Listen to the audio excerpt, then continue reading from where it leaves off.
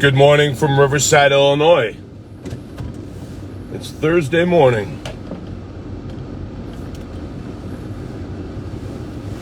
Thursday, March 7th. I think I told you guys this. When I look at a new month every first of the month, and I look at the calendar, I look and see what days the 7s, the 14s, the 21s, and the 28s are. Because growing up as a football fan, that's what you scored a touchdown and an extra point. You got 7 points. So it was real easy. Multiplications of 7 were touchdowns. So you look at the month of March, and the touchdowns are on Thursdays, and the touchdown and field goals this month are on Sundays. Does that make sense? The 10th, the 17th, the 24th, those are Sundays. So if I figure those days, then I'll know if someone says, hey, you want to get together on March 17th? I know it's a Sunday. It's St. Patrick's Day this year. Easter's on March 31st. Palm Sunday on the 24th. Touchdowns and field goals. So after that long little story of how I look at the month every first day, let's get it on. So I was going to tell a story today on the chalkboard, and I decided not to. Let's change the fucking subject, Joey yelled out yesterday morning to the trading floor. A simple subject turned into something that was painful for him. So there was a hush in the trading room, and we changed the subject. In fact, we didn't talk for a little while. You never know what could trigger pain amongst the people we live with, who we take our journey with. So I mentioned a buddy of mine lost his mom yesterday. Lost her on March 6th, the anniversary when my mom told me she was sick. It's crazy how our lives intertwine and mesh together.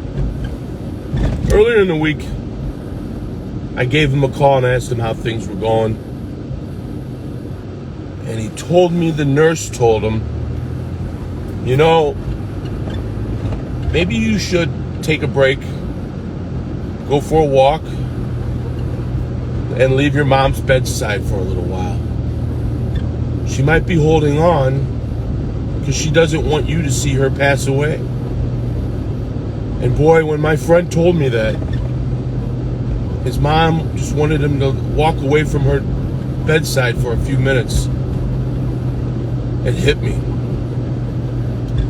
The story I'm going to tell takes place on May 6, 2016, the day my mom passed away. My wife packed up the Suburban, got the kids out of school, came down to the back of the Board of Trade, and picked me up right after the market closed around 1:30 in the afternoon on Friday, May 6th. Well, I knew this was the week. This was towards the end of my mom's life. It was pretty obvious. We were going to go down the weekend before that, last weekend of April. But I decided to change plans.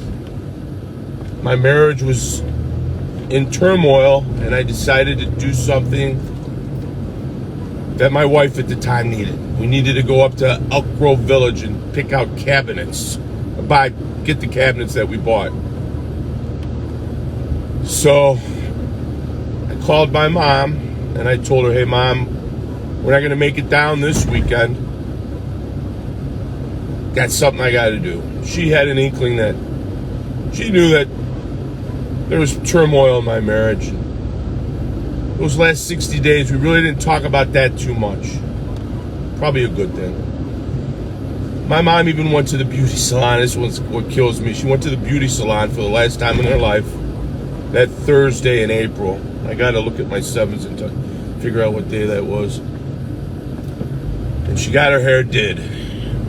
Because her grandchildren and her son and his wife were going to come down to Indianapolis, probably see her for the last time. And I changed it to go get fucking cabinets for the kitchen at Elk Grove fucking Village. I don't even know fucking Elk Grove Village. Who lives in Elk Grove? Where do you live? I live in Elk Grove Village. Not too bad for fucking you. Anyway, that next week, May 6th, like I was starting to say, Terry packed up the Suburban, packed up the kids, met me behind the Board of Trade, and we drove down to Indianapolis. So I've done this ride. God, I wish I had $1 for every time I drove down or back up to Chicago on I-65 throughout the years. I've done that drive a million. I could do that drive in my sleep. I've done that drive intoxicated. Hate to say it. So we're getting on the Skyway, departing the city of Chicago and going into the great state of Indiana. Done it a million times. Indiana Toll Road. Now, I'm in a pretty good conversation with Terry.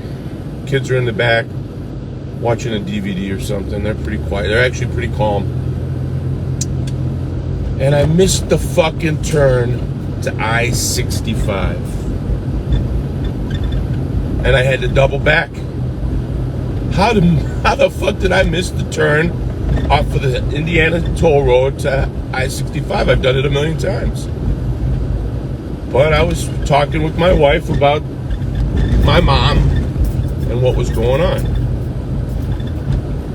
Finally got back on I-65 and I lost about 20 minutes.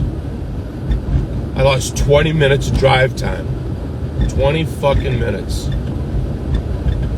Now the way I drive pretty aggressive. Like I want to get this fucking light that just turned green.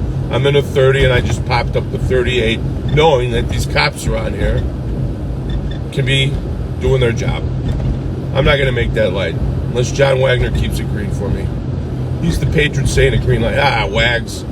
Anyway, back to my story. Now I'm on I-65, driving southbound. It's 2:30, 3 o'clock in the afternoon to Indianapolis. My mom was a nun for about 6 years.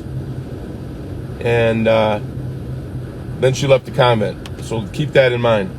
My mom ended up in a nursing home in Indianapolis run by the Little Sisters of the Poor, a convent.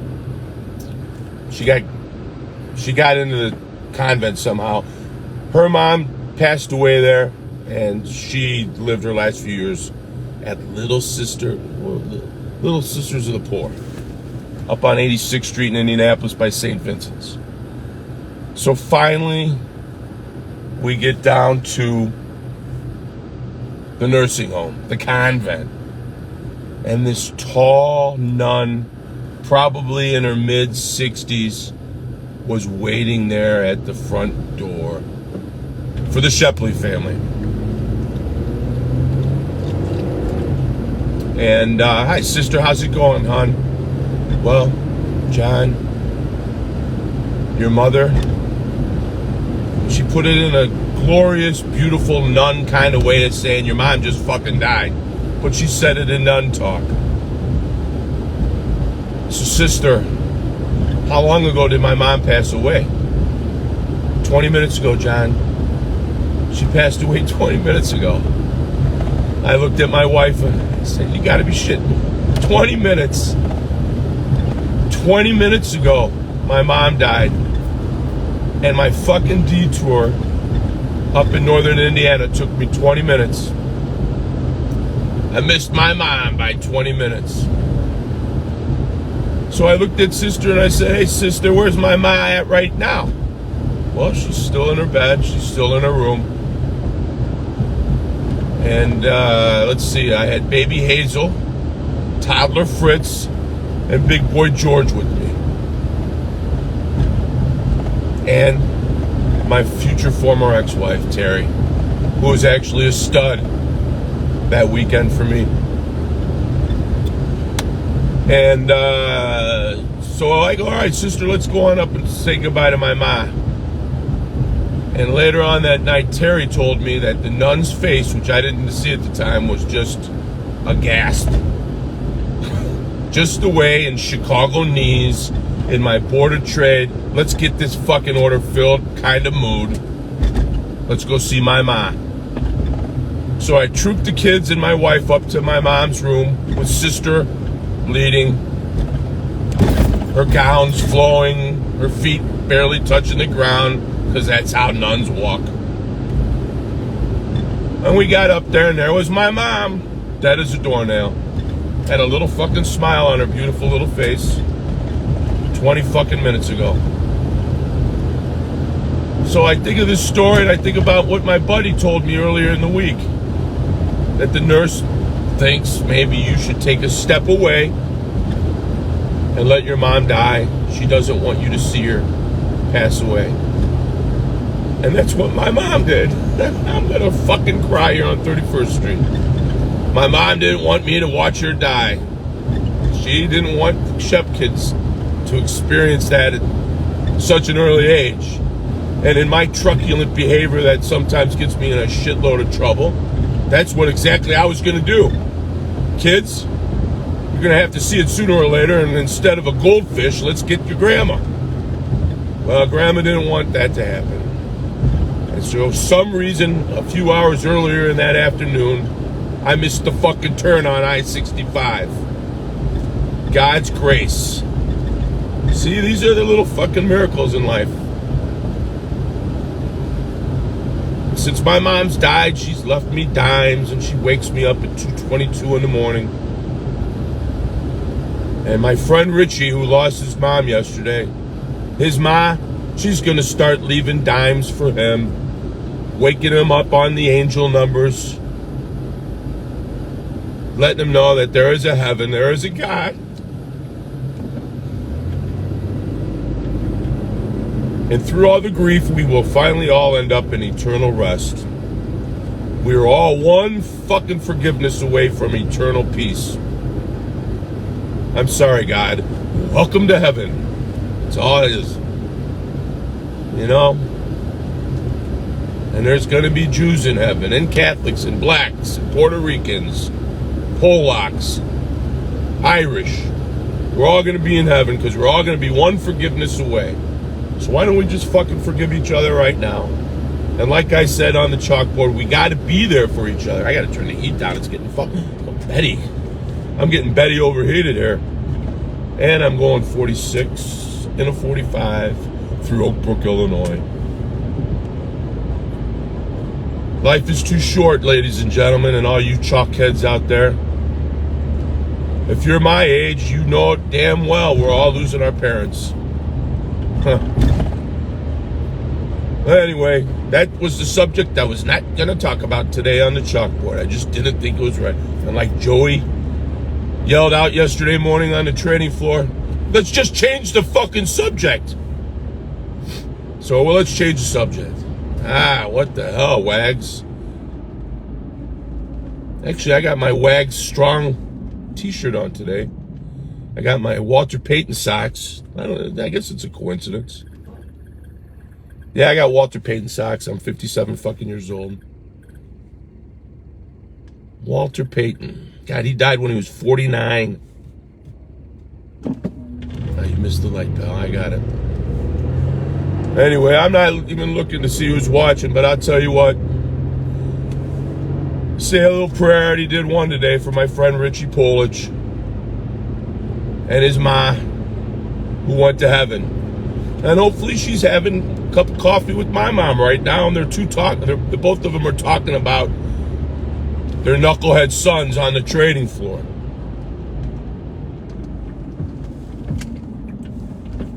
Richie's gonna pick me up tomorrow morning, take me to work, because I'm taking Betty into the garage, Riverside Garage. I gotta get this window fixed on the driver's side.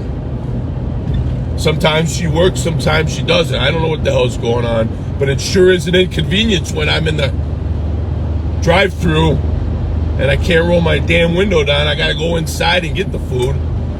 It embarrasses Hazel. Let me tell you, Hazel likes this place, Cane's, Raising Cane's. And the other day we went to Raising Cane's to get some chicken for the kids. Hazel's sitting in the front seat, Fritzy's sitting behind me. And we get up to the window and, you gotta be son of a bitch, it's not working. So I go, all right, Fritz, I'm gonna roll your window down, and you're gonna order your sister her goddamn chicken. Now, Fritz is 14 years old, and he's trying to find his voice, and I put him in a tough situation. I need a Cane's, with a Sprite. Well, Fritzy ordered his sister her lunch, and we pulled around, and I pointed as I drove past the drive-thru, I pointed back at Fritz and stopped the car parallel to the window and Fritz's window. So Fritz paid for it, and the whole time Hazel was embarrassed. Oh my God, she's at that age now. Dad isn't cute anymore. He's embarrassing. And I let a fart slip yesterday, and she went to her room for a fucking hour. When I first moved to Riverside, she was on my hip the whole time. From the moment I picked her up to the moment I dropped her back off at her ma's. She would not leave my company. Now I quickly fart a little fart, and she's in her room for an hour. It's devastating. It's embarrassing. Dad's ugly. Anyway, I'm getting Betty fixed tomorrow. She's getting the window fixed so I can roll it down, and God forbid if I get pulled over, I could roll it down for the police officer. But so Richie's gonna pick me up tomorrow morning. It's the first time I've seen him in about a week. And damn, his birthday is Saturday. Richie turns 50 on Saturday. And you know, I was 49 when my mom passed away, just like the rich. So wish him a happy birthday. Richie Polich, happy birthday tomorrow. And he's picking me up, taking me to the trading floor out here in beautiful Oak Brook Terrace, Illinois. I'll give him a big fucking hug. Richie was there for me during the end of my marriage, and when my mom passed, when my dad passed. We got this thing on the trading during the day called the biscuit break. It's 7:45 in the morning until 8:30. The grain markets shut down. Give you a little breath, take a breath, go to the bathroom, get a cup of coffee, whatever. But through those years when Richie and I would go on our biscuit break, and we'd walk over to the trading floor when it was still open, or now we walk downstairs outside our building. This fucking guy's on my ass. And I'm turning my turn signal on, and I'm getting in front of him. Fuck him.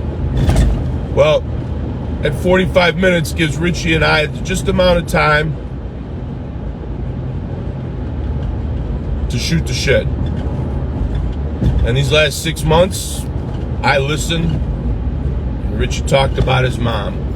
Talked about his dad, because his dad just had open heart surgery. Oh, God, life is tough. And like he told me, God chooses who can handle what. So, the biscuit break, all the years we've been there for each other, and we listened. And like I said on the chalkboard today, we've got to be there for each other. We got to be there and listen to each other, and hug each other, and talk to each other, and be there for each other during the darkness, and let the cracks of light come through, man. Gotta let the light crack through there and shine. All right. That was a pretty quick drive into work.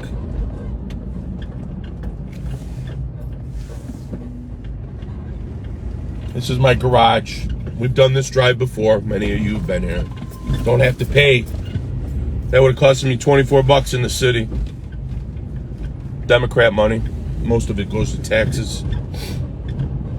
Anyway, we're not talking about politics. We're talking about friendship and being there for each other. Good times and bad. And we always shine through the bad times because we have each other.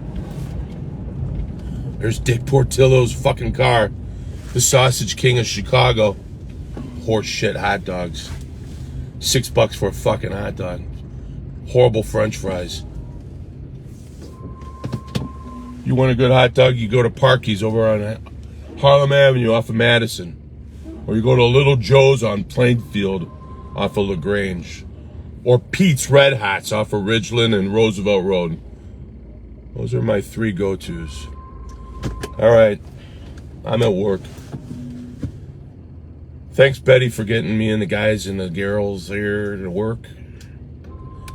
And I will close with my song. I don't care if it rains or freezes, just as long as I have my plastic Jesus sitting on the dashboard of my car.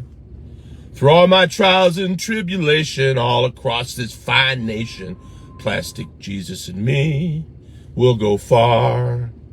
Plastic Jesus,